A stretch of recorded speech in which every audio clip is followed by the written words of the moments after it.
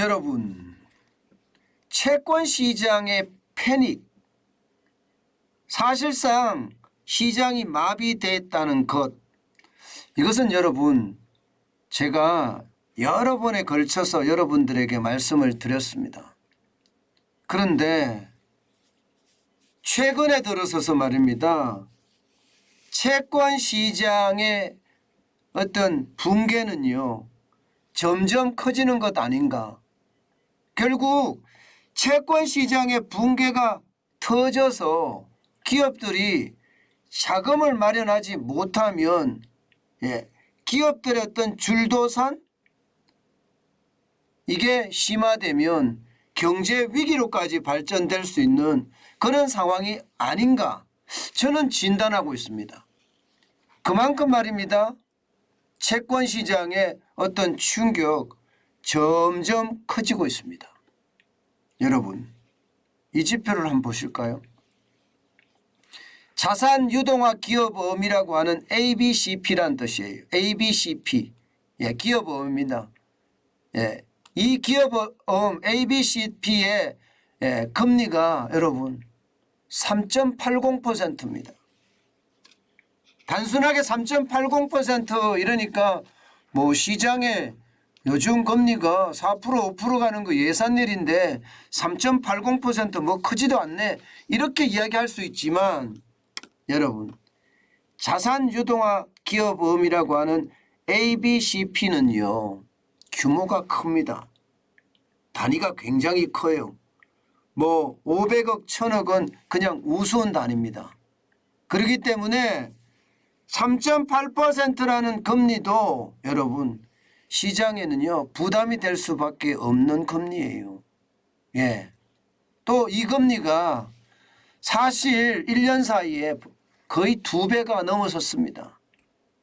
지난 1월 3일에 1.30%가 기본적으로 ABCP 자산 유동화 기업어음의 금리였거든요. 그런데 6월 2일 1.96%까지 올라가더니 지금 10월 19일 현재는요 3.80이에요. 3.80이라는 숫자가 단순하게 3.80만 봤을 때는 그렇게 큰 수치가 아니다 이렇게 이야기하지만 이게 추세선을 보니까 굉장히 높은 수준이죠. 게다가 금액들이 장난이 아닙니다. 금액들이. 당장 말입니다. 여러분, 춘천 레고랜드 여기에 ABCP가 전체 금액이 여러분도 알다시피 굉장히 큽니다. 2,050억이나 됩니다. 2,050억. 이거 말입니다. 강원도에서 못 갖겠다, 뭐 다시 번복을 해서 내년에 갖겠다, 뭐 이렇게 이야기는 했지만 2,050억이나 되는 레고랜드 ABCP가 사실 채권 시장에 엄청난 충격을 줬습니다. 2,050억 원을 안 갚겠다, 쉽게 말하면 디폴트를 선언한 거거든요. 그러면 여러분 투자자들은 어떨까요? 투자자들은 자 2,050억 원을 그러면 누가 갖고 있는가, 이거부터 먼저 생각을 해야 되잖아요. 이게 사실 누가 얼마를 가지고 있는지 이게 쉽게 까지면 안 되는 이야기예요. 쉽게 밝혀지면 안 되는 건데 이게 국회에서 밝혀졌습니다.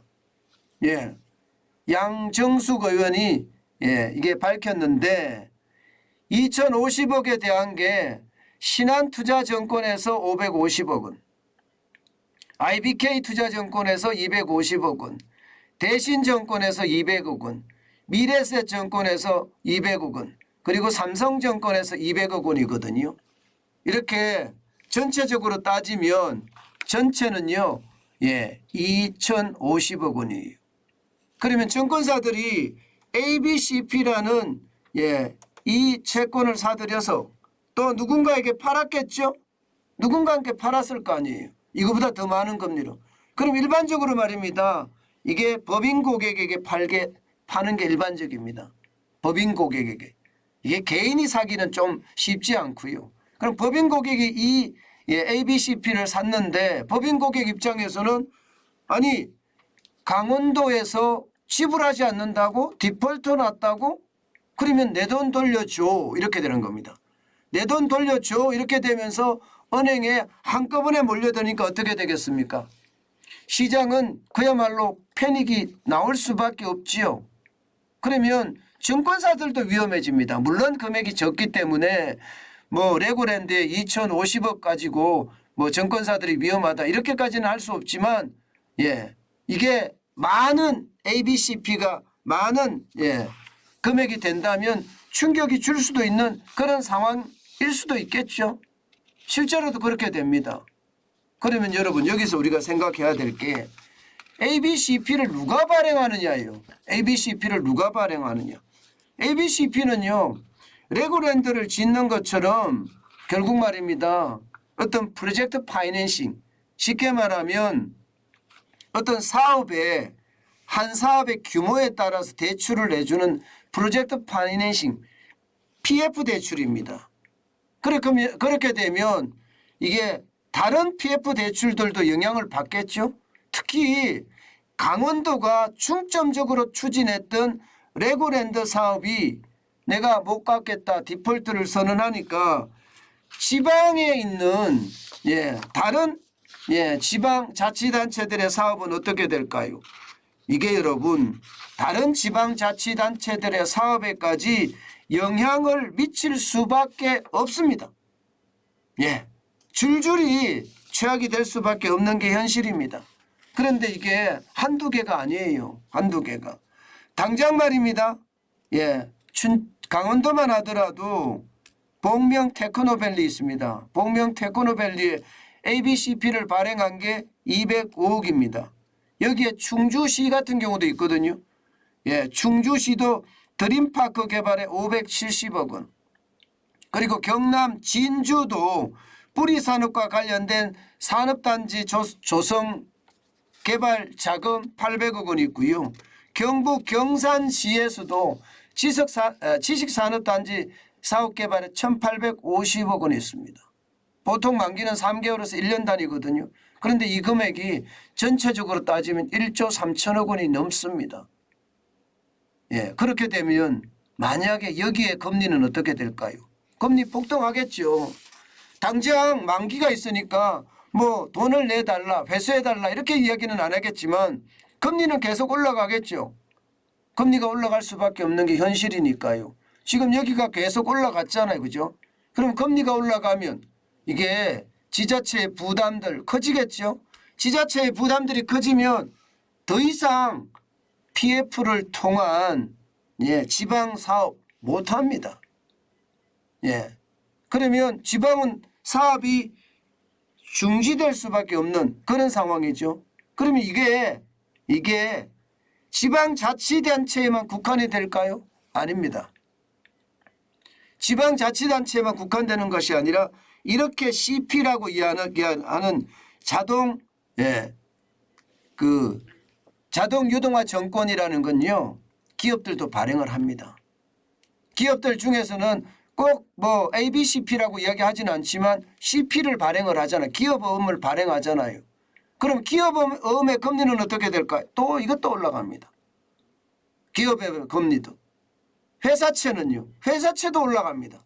회사에서 발행하는 똑같은 발행 주체가 똑같으니까요. 그러면 기업들 입장에서는 회사채를 발행하기가 쉽지 않습니다. 안 그래도 여러분 기업 대출 쉽지 않습니다. 요즘 같을 때는요. 그러면 어떻게 될까요? 회사채 발행이나 기업의 CP 발행이 그만큼 줄어들 수밖에 없고 기업들은요. 자금난에 휩싸일 수밖에 없습니다. 실제로 말입니다. 여러분 1월 달만 하더라도 회사채 발행이 8조 9조대입니다. 1월 달에 보세요. 8조 7,709억 원이잖아요. 2월 달에도 8조는 똑같고요. 8,878억 원입니다. 이렇게 한 달에 회사채 채권시장에서 기업들이 조달하는 금액이 만만치 않습니다. 그런데 지금 점점 줄어들죠. 8월에는 5조로 줄어들었습니다. 5조 3,974억 원으로 줄어들었습니다. 적어도 말입니다. 지금 3조 3천억 이상 줄어드는 거죠. 9월도 마찬가지. 9월도 5조 3,162억까지 줄어들었습니다. 이게 엄청나게 빨리 줄어들어요. 문제는 10월은 더 빨리 줄어든다는 사실입니다. 10월은 18일 현재입니다. 1조 2352억밖에 안 됩니다. 예, 이게 18일 현재니까 뭐 이대로 계속 가면 3조도 안 된다는 이야기가 됩니다. 3조도. 그러면 기업은 자금 조달을 어디서 하나요? 채권 시장에서 자금 조달해야 되는데 못하죠. IPO를 하고 싶어도, 기업 공개를 하고 싶어도 지금 시장이 엉망이니까 못하겠지요. 그렇다고 기업 대출을 쉽게 받으려고 해도 이게 쉽지가 않습니다. 그러다 보니까 지금 채권 시장은 그 어느 때보다 패닉이다, 이렇게까지 이야기합니다. 패닉. 예. 심지어 말입니다. 요즘 부동산 PF나 유동화 증권 같은 경우 말입니다. 15% 금리를 제시해도 쳐다보지도 않는다는 거 아니에요. 쳐다보지도 않는다. 15%를 제시해도. 급한 사람들 입장에서는요. 아니 건물이 올라가다 말았어요. 15% 아니라 얼마라도 빨리 빌려서 올리고 빨리 분양을 해야 되거든요. 그런데 그렇게 하지 못한다는 게 심각한 거고요. 회사채 3년물 금리도 마찬가지입니다. 더 올라갑니다. AA- 등급이 5.575%까지 올라갔습니다. 5.575. 5.575%면 국고채하고 차이가 엄청나게 많이 나기 시작을 했고요. 실제 말입니다. 국고채와 회사채의 스프레드가 1.238%포인트까지 지금 올라갔습니다. 이렇게 되면 여러분 결국 시장의 위험은 계속 커진다는 거예요. 안 그래도 기업은요. 제품을 많이 팔아야 돼요. 그런데 팔 수가 있는 상황이 아니에요. 왜? 경기 침체가 우리나라뿐만 아니라 세계적으로도 심각해지니까 수출도 할 수도 없고요. 내수도 많이 팔 수가 없어요. 침체의 와중에서 말입니다. 자금 조달까지 어려워지면 기업이 버텨낼 수 있을까요? 기업은 자기 돈으로 사업을 다 할 수는 없거든요. 대출을 통해서 이게 레버리지를 만든 다음에 사업을 하는 게 일반적인데 지금처럼 이렇게 자금 경색이 된다면 지금 기업이 버틸 수 있는 게 한계가 있다. 이렇게들 이야기합니다. 안 그래도 지난 문재인 정부 5년 동안의 소득주도 성장 때문에 기업이 골병을 던 데다가 코로나19의 상처 때문에 지금 기업들은요 내상이 심각합니다. 그런 내상 속에 지금 자금 조달까지 안 되면 쉽게 말하면 내상을 입었으면 치료약을 먹어야 되는데 치료약을 먹을 수 있는 그런 단계가 아니라는 거예요. 그래서 결국은요 채권 시장의 어떤 위험이 점점 커진다 이런 얘기 나옵니다. 사실 정부가 채권 시장에 외국인들이 투자를 하게 되면 이자소득세나 양도소득세 면제해 준다 이렇게까지 이야기까지 나왔는데도 지금 채권 시장의 금리는 계속 폭등하고요. 이 발행의 주체들 지방자치단체나 혹은 기업들이 발행을 이제 꺼리고 있다. 그렇게 되면 여러분 기업들이나 뭐 지방자치단체야 중앙정부가 교부하는 교부금이 있으니까 버텨내고 운영을 할 수 있다고 이야기하지만 기업들은요 기댈 데가 없습니다. 지금 현재까지는 은행 대출로 기대고 있는데 은행 대출도 한계가 있다. 결국 말입니다. 지금 기업들 생각했던 것보다 굉장히 빠르게 충격이 오는 것은 아닐까.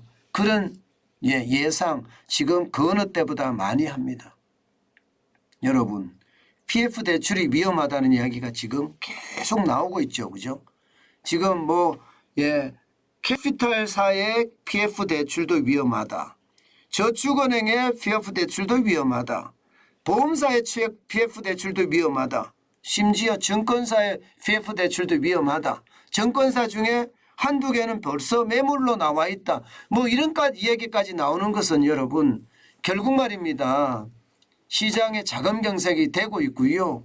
이게 적절한 조치를 취하지 않는다면 결국 회사들이 돈이 없어서 흑자 부도가 날 수 있는 그런 상황도 배제할 수 없다. 이렇게 이야기할 수 있습니다. 이게 위기라는 건 여러분 똑같은 데서 절대 오지 않습니다. 오일 쇼크 때도 여러분도 알다시피 스태그플레이션 때문에 왔잖아요. 우리가 IMF 외환위기 때는 외환의 부족 때문에 왔습니다. 글로벌 금융위기 때는 금융 시스템이 붕괴돼서 왔습니다. 예, 코로나19의 위기 때는 바이러스의 침공 때문에 왔어요. 그러면 다가올 경제는요. 어떤 침체가 올까? 우리도 생각을 해봐야 되는데 현재는요. 굉장히 크고 작은 위기가 한꺼번에 몰려오는 퍼펙트 스톰의 단계라서 그게 어느 것인지 짐작할 수는 없지만 예, 지금 많이 나오는 단어나 많이 나오는 어떤 기사들을 보면서 유추해 보건대 PF에 대한 문제, 프로젝트 파이낸싱에 대한 문제가 가장 크게 지금 대두되고 있다. 이렇게 이야기합니다. 자영업자들의 어떤 부채 폭발에 대한 위험도 많이 이야기를 했는데 이게 대출 만기 연장을 해주면서 말입니다.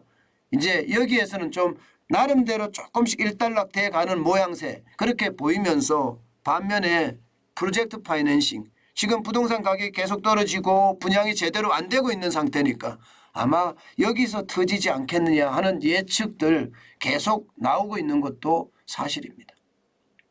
여러분 위기는요. 그 어느 때 어디에서 올지 아무도 짐작하지 못합니다. 그렇기 때문에 평상시에 우리가 잘 대비해 놓는 것만이 그 위기를 극복할 수 있는 일이라는 거 여러분들도 다 알고 계실 겁니다. 가장 중요한 것은요. 일자리를 가지고요. 예, 현금을 계속 쌓아가는 거 굉장히 중요합니다. 위기 때는 그 현금이요. 나를 부자로 만들어 줄 수도 있거든요.